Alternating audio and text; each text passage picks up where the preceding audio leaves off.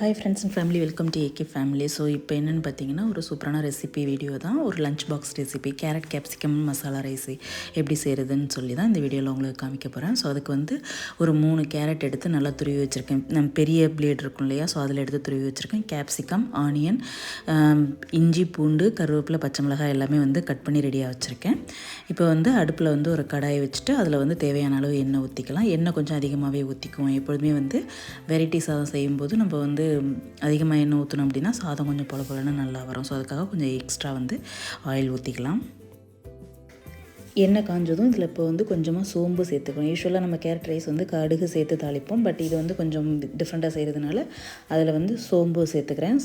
சோம்பு பொரிஞ்சதுக்கப்புறம் இந்த பட்டை வகை, பிரிஞ்சிலை, கிராம்பு, ஏலக்காய், பட்டை, ஸோ இதெல்லாம் வந்து சேர்த்துக்குவோம். ஸோ அதெல்லாம் பொரிஞ்சதுக்கப்புறம் கட் பண்ணி வச்சுருக்கிற இஞ்சி பூண்டு வந்து சின்ன சின்ன பீஸாக வந்து கட் பண்ணி வச்சுருக்கேன். இஞ்சி வந்து இல்லைனா நச்சல்லி போட்டுக்கலாம், இல்லைனா குட்டி குட்டி பீஸாக கட் பண்ணி வச்சுருக்கேன். அதை வந்து ஃபஸ்ட்டு எண்ணெயில் போட்டுக்கணும். ஏன்னா அந்த இஞ்சி பூண்டு ஃப்ளேவர் வந்து அந்த எண்ணெயிலே வதங்கும்போது அது இன்னும் கொஞ்சம் நல்ல ஃப்ளேவர் கொடுக்கும் சாதத்துக்கு. ஸோ அதுவும் கொஞ்சம் எண்ணெயில் நல்லா பொரிஞ்சதுக்கப்புறமா அதில் பச்சை மிளகாயும் சேர்த்துக்கிறோம். இப்போ ஸோ இதெல்லாம் நல்லா ஒரு தடவை வந்து மிக்ஸ் பண்ணி விட்டு நல்லா பொரிய விட்டுக்குவோம். அந்த இஞ்சி பூண்டு பச்சை மிளகாய் எல்லாமே வந்து நல்லா பொரிய விட்டுக்குவோம். அது பொரிஞ்சதுக்கு அப்புறமா நம்ம கட் பண்ணி வச்சுருக்கிற வெங்காயத்தையும் அதில் சேர்த்து நல்லா வதக்கி விடலாம்.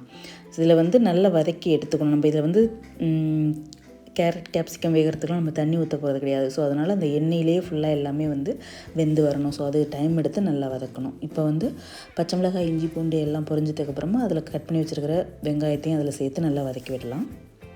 இப்போ அந்த வெங்காயம் கூடவே வந்து நம்ம எடுத்து வச்சுருக்க கருவேப்பிலையும் சேர்த்து வதக்கிக்குவோம்.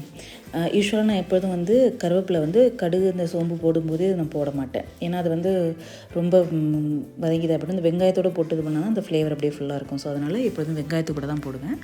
இப்போ நல்லா வெங்காயம் வதங்கினதுக்கப்புறம் அது கூட இந்த கேப்சிகம், கட் பண்ணி வச்சுருக்கிற கேப்சிகம் எல்லாத்தையும் போட்டு நல்லா வதக்கி விட்டுக்கலாம். இது கொஞ்சம் நல்லா வதங்கி வரட்டும். அதுக்கப்புறமா வந்து நம்ம கேரட் சேர்த்துக்கலாம்.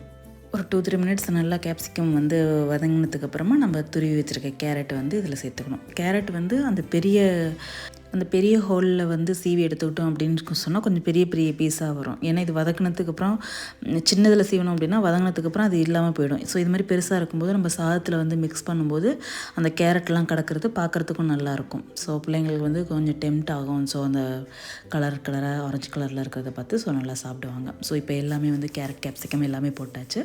இதை எல்லாமே வந்து கொஞ்சம் உப்பு சேர்த்து நல்லா வதக்கி விடணும். மூடி போட்டு தான் வதக்க போகிறோம். ஏன்னா வந்து கேரட் கேப்சிகம் வேகிறதுக்கு வந்து நான் தண்ணி சேர்க்க போகிறது கிடையாது.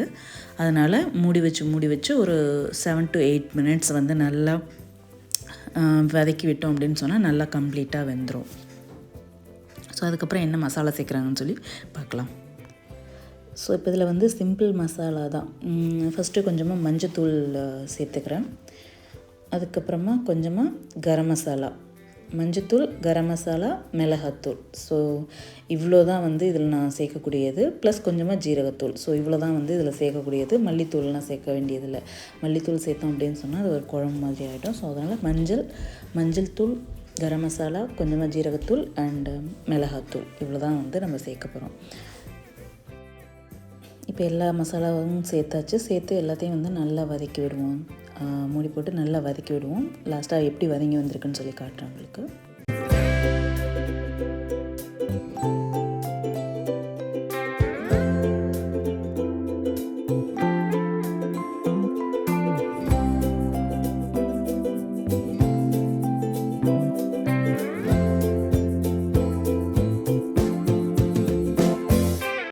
ஸோ அவ்வளோதான். இப்போ வந்து சாதத்தில் மிக்ஸ் பண்ணுறதுக்கு நமக்கு அந்த மசாலா ரெடி ஆகிடுச்சு. இப்போ ரைஸும் ஆல்ரெடி வந்து ரெடி பண்ணி வச்சுருக்கேன். இப்போ நம்ம சாதம் எல்லாத்தையும் வந்து இது வந்து ஒரு 4 பேர் சாப்பிட்ற அளவுக்கு நான் வந்து செஞ்சுருக்கேன்.